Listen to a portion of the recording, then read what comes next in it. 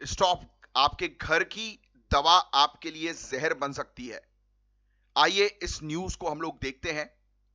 ये फैक्ट्स आपके लिए जानना बहुत जरूरी है। ये देखो, मध्य प्रदेश के छिंदवाड़ा में 12 मासूम बच्चे एक जहरीला कफ सिरप कोल्ड ड्रिफ्ट से मर गए। और ये न्यूज दिखा रही है कि सरकार 30 दिन तक सो रही थी, जबकि बच्चों की जान जा रही थी। इस सिरप में स्लो पॉइजन था, जिसे कहते हैं डीईजी, डाइथिलीन ग्लाइकॉल।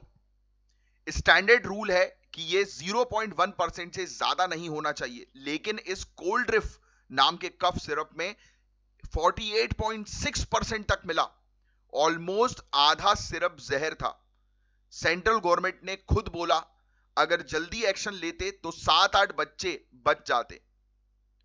हमारी ड्रग मॉनिटरिंग सिस्टम गाइस काफी बेकार है। तमिलनाडु ने 3 दिन में रिपोर्ट दे दी, मगर मध्य प्रदेश सरकार को 6 दिन लगे एक्शन लेने में। और ये अकेला मामला नहीं, मध्य प्रदेश में 8 महीने में 76 दवाएं नॉट ऑफ स्टैंडर्ड क्वालिटी मिली है।